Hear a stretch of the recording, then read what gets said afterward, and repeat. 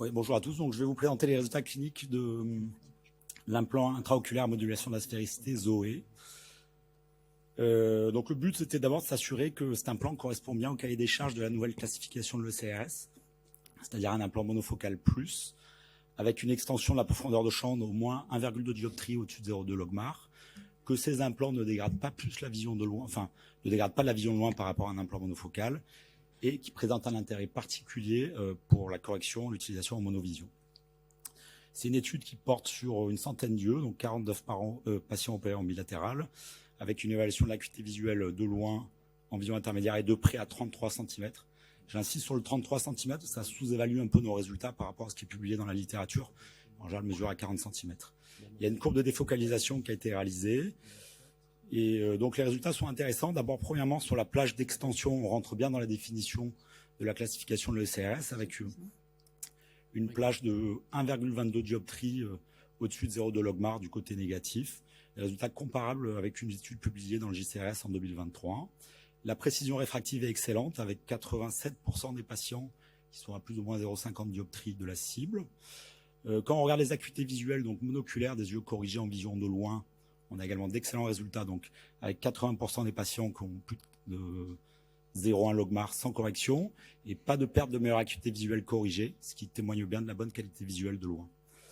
Un gain en vision intermédiaire qui est attendu, puisqu'il y a plus de 60% des patients qui ont plus de 0,3 logmar en vision intermédiaire, et un résultat en vision de près qui est moins intéressant, ce sont des yeux corrigés en vision de loin. Pour améliorer la vision de près, donc ce sont des stratégies en monovision qui sont utilisées. On a testé pas mal de combinaisons possibles, allant de l'isovision, c'est-à-dire les deux yeux métropisés de loin, à des monovisions plus marquées jusqu'à moins 1,25, avec une anisométropie moyenne pour tout ce groupe de 0,6 dioptrie.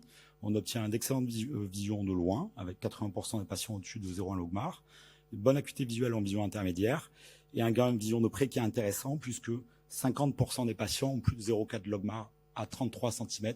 Pour traduire, ça fait à peu près 50% des patients qui ont P3 à 50 cm. Donc c'est un résultat intéressant, avec une anisométropie de 0,6 dioptrie en moyenne. Pour la discussion, on s'est intéressé à comparer les sous-groupes avec et sans induction d'anisométropie, et on montre un gain significatif en vision intermédiaire et de près, sans dégrader la vision de loin.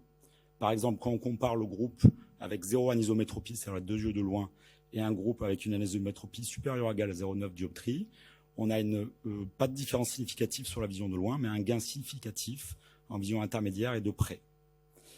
Dans notre étude, l'induction d'une vision moyenne de 0,9 dioptrie permet une couverture d'acuité fonctionnelle sur une plage de plus de 2 dioptries, avec plus de 0,8 dioptrie de fusion binoculaire. Donc quand on regarde le graphe en bas à droite, en jaune, c'est la courbe de défocalisation de l'œil de loin, en vert, celle de près, et en violet, donc la binoculaire qui dépasse un peu les deux et qui s'étend sur plus de 2 dioptries. On note aussi une zone de fusion qui est assez étendue, où les deux yeux ont plus de 0,2 logmar d'acuité visuelle, qui explique probablement la bonne tolérance de ces implants en monovision, avec une vision stéroscopique qui est conservée. En conclusion, donc l'implant Zoé correspond bien à la définition des implants monofocaux plus, qui améliore la profondeur de champ sans dégrader la vision de loin. On note un gain en vision intermédiaire et de près majoré en monovision, sans dégradation de la vision de loin. C'est des résultats qui ont été rapportés par l'équipe d'Amiens aussi, publiés dans le JFO récemment. Et l'utilisation de l'implant Zoé sur notre expérience en monovision paraît optimale avec une anisométropie d'environ 0,9 dioptrie, ce qui permet d'étendre la plage d'acuité visuelle jusqu'à 2 dioptries en binoculaire. Voilà, je vous remercie.